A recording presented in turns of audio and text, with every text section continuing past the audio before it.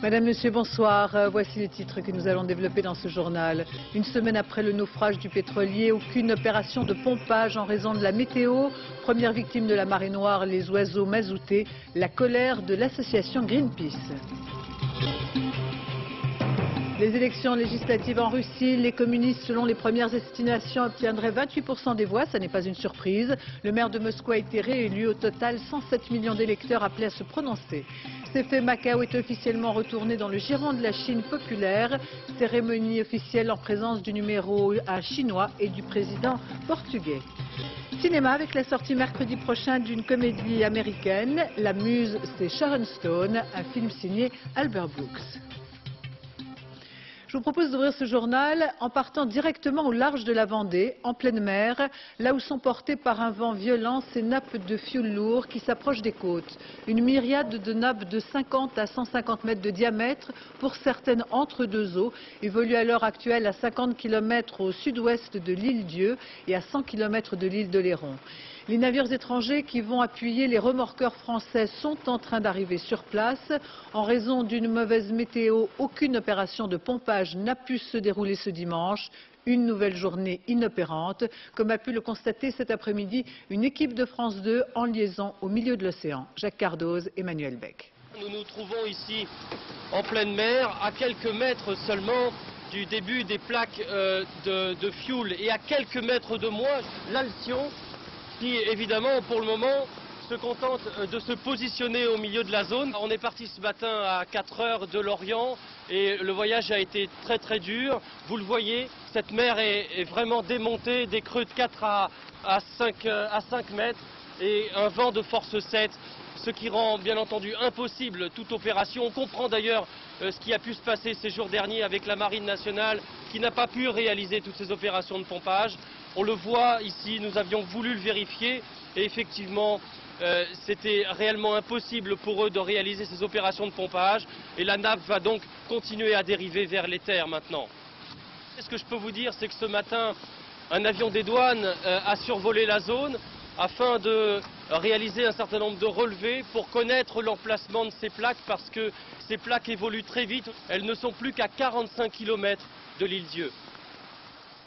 Une semaine après le naufrage du pétrolier maltais, la colère de l'association Greenpeace qui, depuis ce matin, s'est rendue d'abord sur le lieu où s'est brisé en deux le tanker Erika, pour ensuite gagner les nappes de pétrole qui continuent de dériver. Dominique Voynet, ministre de l'Environnement, critiquait ce matin la logique du profit maximal, demandant un renforcement des règles du trafic maritime, un simple pis-aller selon l'association Greenpeace. Louis Carzou, Jean-Louis Bousser. À 45 ans, Paul Horsman n'en est pas à sa première catastrophe pétrolière. Ce biologiste spécialiste des pollutions en milieu marin a déjà mené campagne pour Greenpeace sur nombre de marées noires. Une semaine après le naufrage de l'Erika, il est venu porter haut et fort la contradiction aux uns, ceux qui se veulent rassurants, comme aux autres, ceux qui réclament de nouveaux règlements. Il y a déjà des lois en place. La difficulté tient plus au temps, aux moyens qu'il faut consacrer en mer pour faire respecter ces lois. Et puis surtout, ce sont les blocages que l'on rencontre quand on veut tout simplement donner force à la loi. Et Paul Horsman de rappeler que la plus forte amende actuelle pour réprimer les dégazages revient en moyenne 4 fois moins cher qu'un nettoyage de cuve dans les règles. Après négociation avec la préfecture maritime, son hélicoptère a obtenu l'autorisation de survoler la zone où repose l'épave de l'Erika. Une première depuis la catastrophe, surprise devant la nappe laissée sans surveillance. Visiblement, ils attendent que quelque chose se produise. Mais quoi? Regardez là-dessous, rien ne se passe, ils ne font qu'observer. Lorsqu'il y a ce genre de catastrophe, chaque heure, chaque jour qui passe, la situation ne fait qu'empirer. Absence de programme pour récupérer les 20 000 tonnes de fioul renfermées dans l'épave, absence de ramassage des plus petites galettes. Paul Horsman dénonce une mobilisation plus faite selon lui d'annonces que d'actions concrètes, même lorsque Total promet 1 milliard de francs. Prenez Total Fina, on ne les voit nulle part. C'est leur pétrole qui flotte là. C'est à eux de s'en occuper, d'essayer de le récupérer. Ils ont assez d'argent pour faire ça. Où sont-ils? En venant mener les premières observations indépendantes après la catastrophe de l'Erika, Greenpeace a réalisé une opération symbolique. Mais à entendre le constat, l'association écologiste ne devrait pas s'arrêter là. Les premiers préparatifs au Sable d'Olonne avec l'installation de 2 balises qui permettront de fixer des barrages flottants en cas de marée noire. Ces mesures préventives à l'entrée du port s'inscrivent dans le cadre du plan Paul Marter. Un navire spécialisé a posé ces 2 blocs de béton, autant de points d'ancrage, qui seront également disposés dès demain à l'entrée de différents ports vendéens. D'après les dernières informations de Météo France, il n'y aurait pas de risque avant 5 jours. La Vendée reste menacée, même si le pétrole semble davantage s'orienter vers la Charente-Maritime. Une information, bien sûr, à confirmer. Si la marée noire n'a pas encore atteint les côtes, en revanche, les premiers oiseaux mazoutés ont fait leur apparition à Belle-Île. Ils seront ensuite acheminés vers un centre de soins spécialisé sur le continent. Louis Carzou, Jean-Louis Boussert. 2 cartons ramassés chez les commerçants, une paire de gants, et puis ils s'en vont pour des heures. Evelyne et Étienne font partie des bénévoles de la Maison de la Nature de Belle-Île-en-Mer. Depuis la catastrophe de l'Erika, leur quotidien c'est ça, arpenter les plages, les criques, à la recherche d'oiseaux victimes du pétrole. Fouiller jusqu'au moindre recoin où le ressac peut les abandonner. Et lorsqu'ils en repèrent un, il faut encore pouvoir l'attraper. Ceux qu'on arrive à ramasser sur les plages, c'est des oiseaux complètement épuisés, donc c'est ceux qui ont le moins de chance finalement d'être sauvés. On pourrait ramasser ceux-là, ça serait presque gagné pour lui. On reviendra demain matin. Dans le petit rocher là. Il n'arrive pas à s'envoler, vous voyez? Il n'arrive pas à s'envoler. Les années sans catastrophe, ils en ramassent un par semaine. Depuis vendredi, la moyenne s'approche de la dizaine par jour. Des pingouins, des macareux ou des guillemots comme celui-là. Alors sur l'île, on mobilise toutes les bonnes volontés, le pot de terre contre un polluant d'enfer.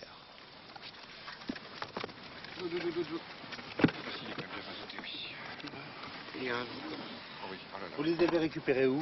Sur toutes les plages, il y en a partout à Belle-Île. Ce matin, j'en ai récupéré 8, et puis à 3, et puis on en récupère... là, dans les prochains jours, à mon avis, il y en aura encore une bonne trentaine, au moins. De la grotte de l'Apothicairerie à la pointe de Pouledon, c'est toute la façade ouest et sud de Belle-Île qui est potentiellement exposée à la menace des nappes d'hydrocarbures. Un risque d'autant plus grand que l'île est un lieu d'hibernation pour certaines espèces d'oiseaux et une réserve en été pour d'autres encore. Et la Ligue pour la protection des oiseaux aurait déjà recensé ce matin plus de 150 oiseaux mazoutés, des oiseaux provenant des 4 départements, témoignant ainsi d'une pollution à grande échelle de l'écosystème marin. C'est du moins ce qu'indique l'association présidée par Alain Bougrain-Dubourg. Le naufrage du pétrolier Erika nous amène à nous interroger sur l'état de navigation de ces navires de plus en plus délabrés, remis rapidement en état. Des navires moins coûteux pour les armateurs et pour ceux qui les affrètent. L'exemple de ce bateau, battant lui aussi pavillon maltais et qui est resté à quai pendant 5 ans au Havre, considéré comme une épave. Après travaux, il reprend pourtant du service et s'apprête à transporter 13 000 tonnes de sucre jusqu'en Syrie. Enquête, Elsa Margou, Éric Lemasson, Delphine Detry. C'est l'histoire d'une métamorphose. En 1994, après des avaries en mer, le Kifongondo est remorqué d'urgence dans le port du Havre. Les inspecteurs des affaires maritimes le déclarent alors inapte à la navigation. La salle des machines est hors d'usage, le bateau est en piteux état, les réparations sont estimées à plusieurs millions de francs. Mais l'armateur, une compagnie angolaise, est aux abonnés absents. Le Kifongondo et son équipage vont donc rester abandonnés sur un quai du Havre pendant 5 ans. Finalement, l'État français décide cette année de payer le retour des marins dans leur pays. Le navire est mis aux enchères, 2,5 millions. Il ne trouvera preneur qu'à 400 000 francs. Tout semble dès lors le destiner à la casse. Mais plutôt que de revendre la ferraille, le nouveau propriétaire décide, contre toute attente, de le remettre à flot. Le 24 novembre dernier, le Kifongondo, rebaptisé dans l'intervalle le Tango D, met le cap sur Dunkerque. Une métamorphose surprenante qui inquiète aujourd'hui les associations écologistes. C'est comme l'Erika, un vieux bateau, et pire que l'Erika, c'est un bateau qui est absolument pas entretenu et qui est resté désarmé, immobile. Il faut comprendre ce que ça veut dire. Est-ce que quelqu'un reprendrait un camion qui est resté abandonné sur la voie publique pendant 5 ans. L'équipage a effectué lui-même la majorité des travaux. Puis le Tangodé a passé 15 jours dans un chantier du Havre. Pour les affaires maritimes, il est aujourd'hui parfaitement en règle.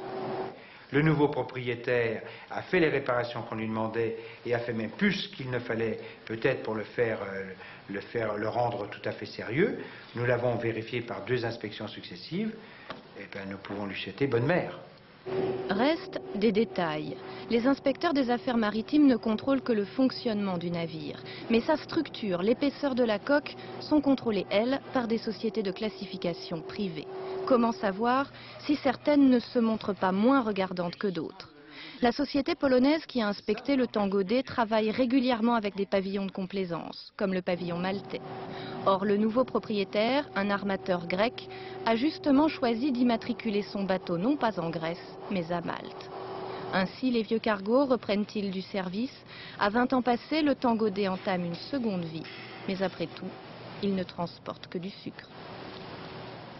L'actualité à l'étranger avec les élections législatives en Russie, 107 millions d'électeurs appelés à renouveler les députés de la Douma, une élection qui aura valeur de test avant les présidentielles de juin prochain. Depuis hier soir, les premiers bureaux de vote ont ouvert leurs portes sur ce territoire immense qui s'étend de l'Extrême-Orient au Caucase sur 11 fuseaux horaires. Les premières estimations sont attendues en fin de soirée. Le maire de Moscou serait réélu avec 70% des voix. Gilles Rabin, Franck Brisset.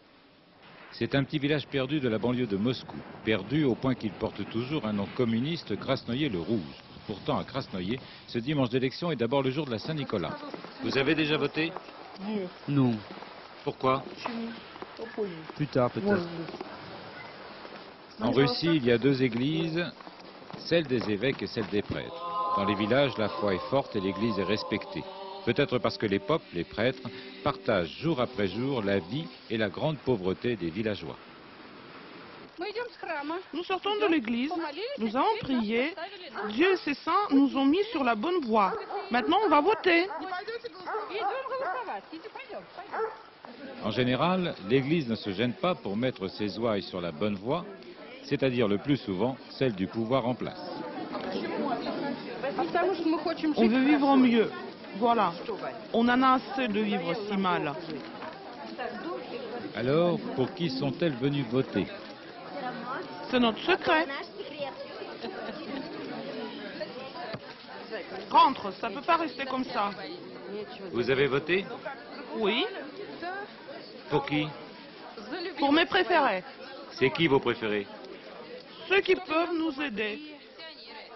Au même moment, à 40 km de là, mais dans un autre monde, Boris Yeltsin votait. Ce dont nous avons besoin, c'est d'une Douma qui vote les lois et ne fasse pas de politique. Bref, d'une Douma docile. Heureusement pour la démocratie, plus personne à Krasnoïe n'écoute ce que dit encore le vieux président. Évidemment, nous, ce qu'on veut, c'est que cette guerre se termine. Mais personne ne nous écoute. On ne nous entend pas. Personne ne nous prête attention. C'est très dur maintenant. C'est très, très difficile. Depuis le début du conflit en Tchétchénie, ils sont des milliers à avoir trouvé refuge en Ingouchie et c'est de cette république voisine qu'ils ont participé au vote aujourd'hui. Des élections un peu particulières, organisées tant bien que mal au dernier moment, car même si les Tchétchènes sont en guerre contre les Russes, officiellement, ils sont citoyens de la Fédération de Russie. Reportage de nos envoyés spéciaux Dorothée Oliéric et Didier Dahan. Ces jours d'élection au camp de Karaboulak. Venez voter. Venez tous voter. Les réfugiés tchétchènes, timidement, s'avancent vers ce bureau de vote itinérant. Partout dans la grande fédération de Russie, les électeurs ont 2 bulletins de vote, mais parce que leur république est déchirée par la guerre, les Tchétchènes ne peuvent se prononcer que sur le scrutin fédéral. Pour qui allez-vous voter? Choisissez. Il y a la patrie, il y a Bloko, Zhirinovski, le parti stalinien. Alors choisissez. Le geste est symbolique. La femme est nerveuse. Elle en appelle à Dieu, qui doit aider le peuple héroïque des Tchétchènes. Moi, je ne vote pas pour la Russie, mais pour les gens bien. Il en reste encore un peu en Russie. Et pourtant, les soldats russes ont bombardé ma maison. Ils ont tué ma famille, ils ont aussi tué mes amis. Ils ont même rasé notre village. Et vous leur faites encore confiance? Oui, j'y crois encore. J'en veux d'espoir. 3000 réfugiés vivent dans ce camp de toile. À midi, environ 40% avaient déjà voté, mais beaucoup de Tchétchènes s'y refusent catégoriquement. Pour qui voulez-vous que je vote aujourd'hui? Quand il y aura des élections dans la République indépendante de Tchétchénie, alors je voterai.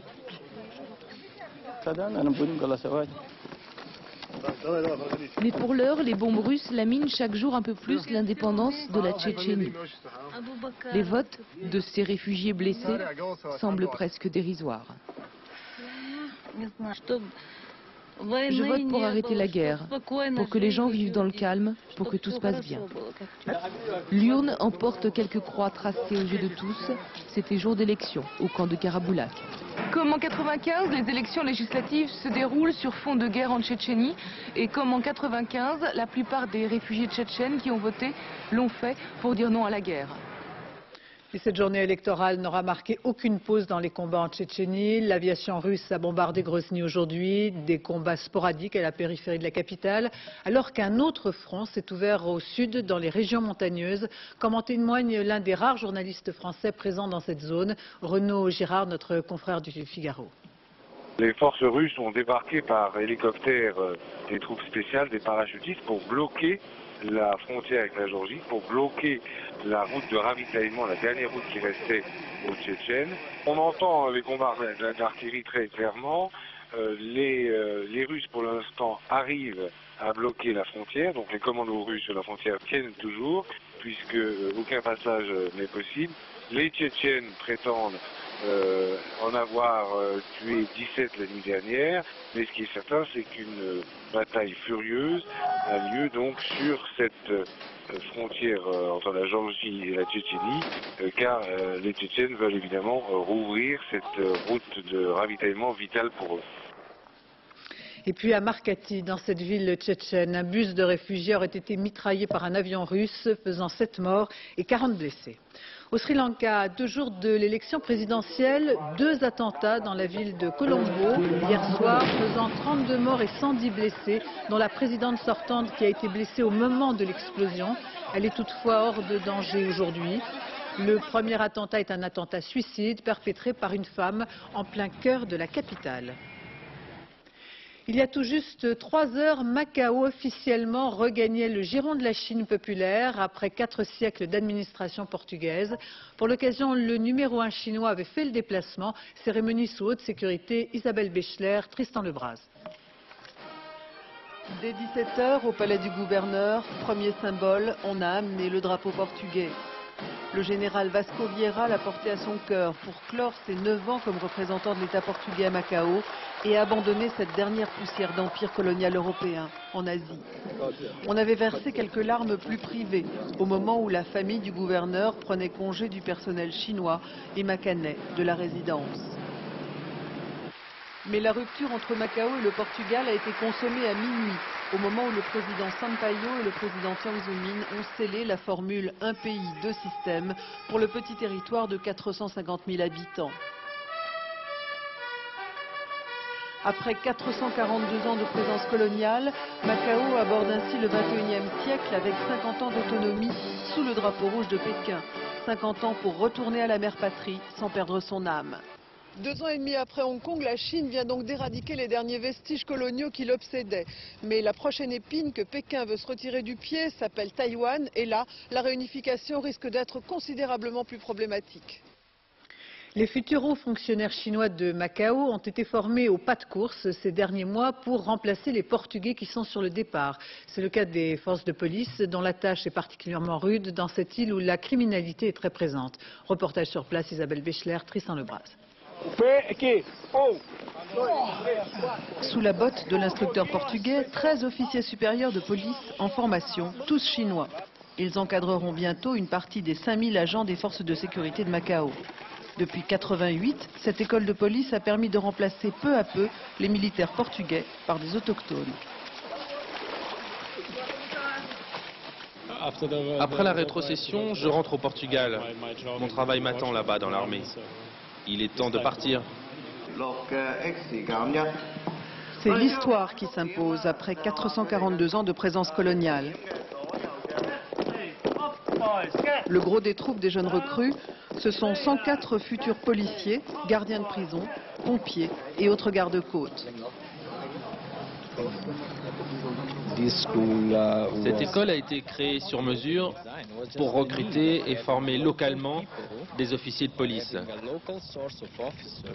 et ainsi répondre aux besoins des forces de sécurité. Ils seront gardes-côtes, par exemple, à traquer dans le détroit de Zhuhai, immigration clandestine et contrebande. Cette zone, dite du port intérieur, est quasi incontrôlable avec ses centaines d'embarcations et la Chine continentale, à quelques encablures. C'est par là qu'arrivent les bataillons de petites prostituées de la campagne chinoise. Elles gravitent autour des hôtels et des casinos. Les règlements de compte entre proxénètes contribuent largement à la criminalité violente dont souffre Macao. Toute la périphérie du jeu est une zone à haut risque qui excite beaucoup de convoitises, d'autant que le système judiciaire portugais représente un microclimat dans la région. Nous avons la certitude que la Chine va respecter le système macanais, qu'elle ne touchera pas au système judiciaire actuel et qu'elle conservera notre code pénal dans lequel la peine de mort ne figure pas. Dans l'enfer du jeu, un monopole dans les mains d'un seul homme, les triades ont encore de beaux jours devant elles. Après la rétrocession du petit territoire, elles devront toutefois se méfier de l'ardeur toute nouvelle de la police chinoise qui aura à cœur de faire mieux et plus répressif que l'administration portugaise sortante. Le pape Jean-Paul II se rendra en Terre Sainte en mars prochain. Il s'agira de la première visite d'un souverain pontife dans cette région depuis 1964. Jean-Paul II, du 21 au 26 mars prochain, visitera les lieux saints, notamment Bethléem, qui est sous autorité palestinienne. Au Venezuela, après les dramatiques inondations qui ont dévasté le pays, le bilan ne cesse de s'alourdir. Des centaines de morts, des milliers de disparus et quelques 20 000 blessés. Des messes en ce dimanche ont été dites à travers tout le pays et la population commence à enterrer ses morts. Gilles Marinet. Ils sont des milliers dans l'attente d'une évacuation. La région de Vargas, près de Caracas, est celle qui a le plus souffert. Il manque d'eau, de nourriture, mais aujourd'hui le balai des hélicoptères vient enfin de commencer. Des dizaines d'appareils qui font le va-et-vient entre la zone sinistrée et la base militaire de Megatia, à 50 km de Caracas. Ici se coordonne un début de coopération internationale. Américains, Cubains, Mexicains sont là, d'autres pays vont intervenir. Nous avons reçu aussi un appel d'une organisation non gouvernementale française qui se propose de fournir 30 000 repas par jour durant un mois. Nous sommes en train d'organiser concrètement cette opération. Sur la bande côtière coupée du reste du pays, c'est la marine qui intervient. Ce navire militaire a pu embarquer 3000 personnes, mais il lui faudra revenir. Dans tout le pays, le nombre de victimes, autant que les autorités puissent vraiment l'estimer, s'élèverait à 25 000 morts et disparus, 150 000 sans-abri. Dans ce cimetière, sur les collines de Caracas, pour enterrer les morts au plus vite, on fait appel aux volontaires. Nous allons travailler 24 heures sur 24, par solidarité avec le peuple de Caracas, et nous avons aussi besoin de son aide. Comme il faut creuser de plus en plus de tombes, il nous faut des volontaires pour nous renforcer. Il faut faire vite, après plusieurs jours de chaos. Le pays est en effet menacé par les épidémies. En France, les départs sur la route des vacances pour cette période des fêtes de Noël. Avec ce carambolage sur l'autoroute A10 ce matin, 3 autocars et 2 voitures sont entrés en collision. 2 des autocars transportaient des enfants, mais aucun n'a été blessé. Reste que ces accidents au total ont impliqué près de 150 personnes, faisant 1 mort et 20 blessés, dont 2 graves. Du côté des stations, la saison de sport d'hiver s'annonce plutôt bien avec la reprise, la croissance. Les stations, cette année, pour la première fois depuis longtemps, ont eu du mal à trouver des employés saisonniers. Une pénurie d'emplois qui se compte par milliers. Reportage Émilie Lançon, Frédéric Pasquette. D'habitude, au ski, c'est la neige que l'on craint de ne pas avoir. Cette année, ce n'est pas le cas. Ce qui manque, ce sont plutôt les saisonniers. Gianni et Rémi arrivent tout juste de Paris. Ils font partie de ces perles rares pour les patrons qui vont travailler 5 mois en station. Au niveau du décor, déjà, tous les matins, on se lève, on n'a pas la grisaille parisienne et le métro, on va l'oublier pendant 6 mois déjà. Donc ça, c'est déjà un bon point, quoi. À croire que tout le monde n'est pas de cet avis, car ici, chez ce loueur de résidence, on trie toujours les CV pour trouver les 5 personnes manquantes à la réception et au service. La serveuse, elle a fait que des saisons. Elle a fait du bar, commis, etc. Oui, je pense que c'est intéressant parce que via les 35 heures, je vais avoir besoin énormément de polyvalents quand même. C'est un peu limite. Cette année, il y a moins de demandes qu'à l'accoutumée et beaucoup de candidats sont sans qualification. Alors certains ne trouvent pas et les journées de travail deviennent alors pour le moins acrobatiques. Au bar, mon ami qui travaille, donc qui vient m'aider. À la plonge, mon beau-frère. En salle, ma sœur et moi, une amie à la cuisine. C'est-à-dire aucune personne qui est censée travailler dans l'établissement. Parce qu'on ne trouve pas du personnel. C'est précisément pour ne pas se retrouver dans cette situation que certaines chaînes ont décidé de fidéliser leurs saisonniers. Chez Pierre et Vacances, on propose des contrats à temps partiel annualisés, l'hiver à la montagne, l'été à la mer. Les employeurs n'ont ainsi plus à courir après leurs candidats. C'est un gain de temps, c'est également une garantie pour les salariés d'avoir un même employeur qui lui garantit jusqu'à 8 mois et demi, voire parfois davantage, de travail sur l'année. Car si les saisonniers se font si rares à la NPE d'Albertville comme ailleurs, c'est que leurs conditions restent précaires et qu'avec la reprise économique, ils ont désormais peut-être un peu plus le choix. De la neige, des sapins et une superbe patinoire en plein Paris, le Trocadéro à l'heure de la Savoie, pour ce marché de Noël, ce village des enfants, inauguré cette fin de semaine. Laurence de Cherf, Myriam Metaoui.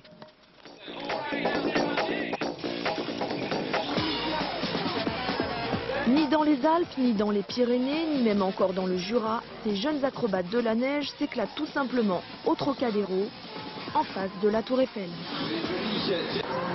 Une piste de ski, mais également une patinoire où petits et grands peuvent découvrir les joies de la glisse, en plein air, au cœur de Paris. D'habitude, c'est plutôt dans l'intérieur, et puis là, c'est à l'extérieur. Donc c'est plus agréable, surtout que là il y a beaucoup de soleil. Je trouve ça cool puisque ça fait une ambiance assez... qu'à Paris on s'attendait pas à voir ça quoi. Et il paraît que parfois on vous même prête des luges quoi. Tout pour se croire à la montagne avec de vrais chalets en bois, des vrais sapins et même de la vraie neige. 500 tonnes avec un ravitaillement de 3 ou 4 camions par jour, c'est en tout cas le programme prévu car pour le moment il en manque encore. On a une deuxième vague de camions de neige qui vont venir avec de la vraie neige, sauf que pour l'instant ils sont bloqués dans les cols car les conditions climatiques dans les Pyrénées sont un peu difficiles. Du retard pour la neige mais pas pour les enfants quand il s'agit de vacances. Découverte de CD-ROM, peinture ou encore maquillage, c'est le programme dans les chalets réservés aux moins sportifs.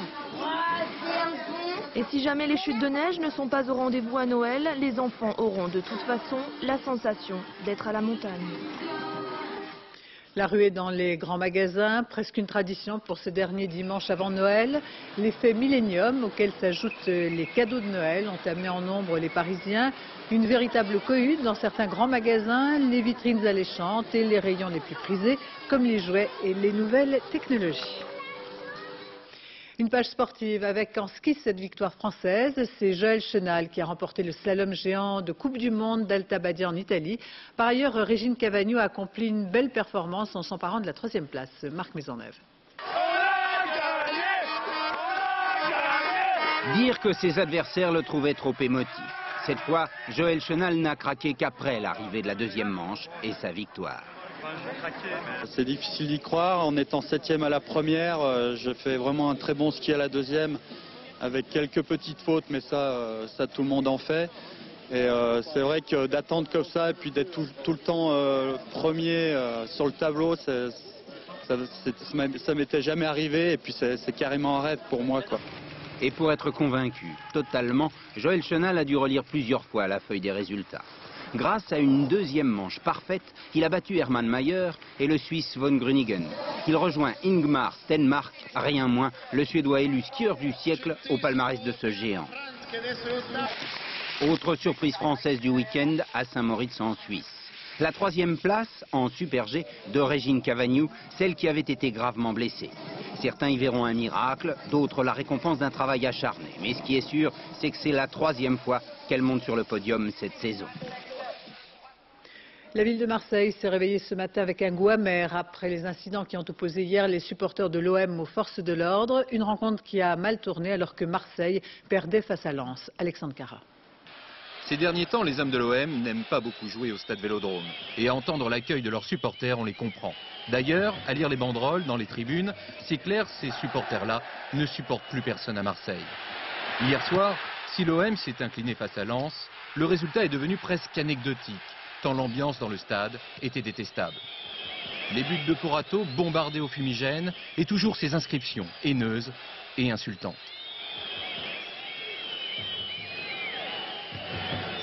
Qu'ils soient déçus, on est tous déçus. Les joueurs, nous les premiers dirigeants, on est déçus.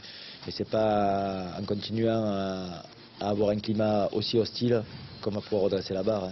À défaut de victoire, s'il y a bien un spectacle devenu classique, ce sont les affrontements entre supporters et CRS.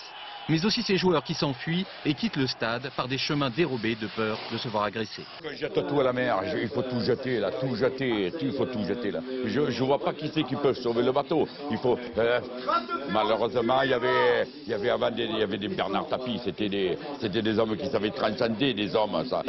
Les dirigeants cherchent à ménager leurs supporters, eux aussi semblent douter de la motivation de certains joueurs et ils en tirent les conséquences.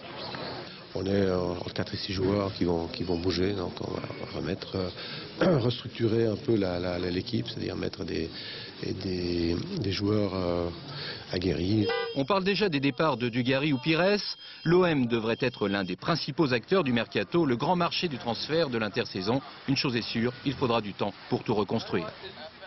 Cinéma avec la sortie mercredi prochain d'une comédie signée Albert Brooks avec la belle Sharon Stone, La Muse, l'histoire d'un scénariste en mal d'inspiration qui tombe sous le charme de sa muse. Nicole Cornu-Langlois. Mon travail à moi, c'est d'inspirer. Et dans une ville vouée au cinéma comme Los Angeles, une telle femme a un succès fou auprès de tous les créateurs en panne d'idées. J'ai lu ton script. Et tu as perdu ta vivacité. Ils disent que ça manque de vivacité. L'argument, c'est que j'ai perdu ma vivacité. Je peux éventuellement faire quelque chose. Et il trouve sa muse. Tous les créateurs, de Beethoven à Léonard de Vinci, tous ont besoin d'une muse. Tous sont à la recherche d'un regain d'inspiration. Vous êtes mon nouveau client. J'ai ma propre muse. Et elle va lui coûter très très cher. Elle aime les bijoux, les palaces, le luxe. Elle est très exigeante. Elle estime que l'inspiration ne peut s'épanouir que si tout fonctionne à merveille. Donc comme elle veut. Et il lui faut donc voiture, nourriture, vêtements, teinturerie. Tout le monde doit lui passer ses 4 volontés. C'est possible d'avoir un bon gros oreiller, un pyjama très moelleux, le plus moelleux possible. Et aussi, si vous aviez un petit truc, vous savez, on fait comme ça et la lumière s'éteint, parce que c'est un petit peu loin pour moi. J'attends. Elle pourrait être une muse, elle pourrait croire qu'elle est la fille de Zeus. Elle a tellement le désir que tout le monde soit au meilleur de ses capacités. Son intention est de rendre heureux. Les plus grands réalisateurs viennent la consulter et lui offrent des bijoux, c'est la tradition. Ainsi, James Cameron. J'allais oublier. Oh, ça ne fait rien, je l'ouvrirai tout à l'heure. Vous allez aimer. C'est avec les droits de Titanic que je l'ai payé. Ce n'est pas Bien sûr que non. Comment se fait-il que malgré tous ces ingrédients, pimentés par des acteurs en pleine forme, la comédie ne fonctionne pas au mieux? Manque de rythme, manque de muse peut-être. Les objets d'art du siècle, une exposition au Palais des Congrès qui réunit les grands noms qui ont marqué l'époque, des créations signées Dior, Hermès, Chanel ou Balmain. Reportage Marie-Pierre Samitier et Philippe Jasselin. Embarquement immédiat pour l'an 2000 avec les maîtres selliers de chez Hermès ou Vuitton. Cette exposition met en scène très joliment les métiers d'art à la française. On est rentré à l'intérieur des sacs pour avoir l'indiscrétion qu'on a tous dans un aéroport, en se demandant à qui peut bien appartenir le bagage. À qui est ce sac, par exemple? Tiens, c'est un écrivain. Ça, c'est fabuleux. C'est le sac d'un cuistot en promenade avec ses casseroles, ses fouets. Et à côté, dans le jardin extraordinaire, la dinanderie la plus raffinée. Les plats d'argent sortent des griffes de Christophe. Les fleurs de soie de la maison Guillet, fournisseur des grands couturiers, hébergent le bébé du 3e millénaire. 3e millénaire, un bébé dans les choux, bon, pourquoi pas. Moi, je verrais plutôt un bébé par Internet, mais... Ce fauteuil s'appelle Sismic, une création cette année d'un inconnu de 30 ans, Régis Maillot. Il est vendu 4 800 francs. En revanche, ce globe terrestre des cristalleries Saint-Louis n'est pas à vendre. Il a presque 200 ans, gravé pour Charles X. Une pièce unique comme ces dentelles de Normandie d'après des croquis du XVIIe siècle. Cette dentelière coud depuis l'âge de 6 ans. Moi, je suis en extase, surtout des jeunes, c'est merveilleux. Des pièces uniques ou des objets en série qui forcent l'admiration. Je trouve ça très joli. Je trouve que vraiment le tour de main n'est pas prêt de se perdre et ça fait très plaisir.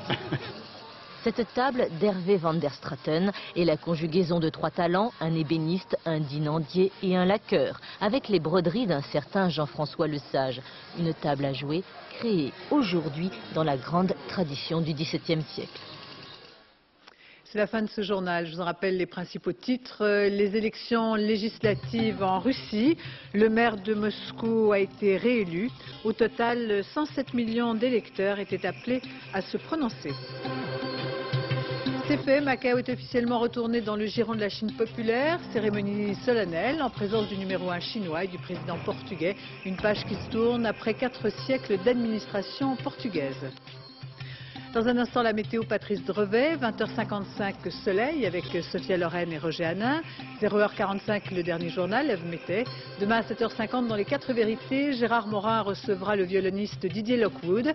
À 20h, Françoise Laborde. J'aurai le plaisir de vous retrouver à partir du 31 décembre pour les journaux de cette fin d'année. Merci de votre attention. Excellente fin de soirée sur France 2.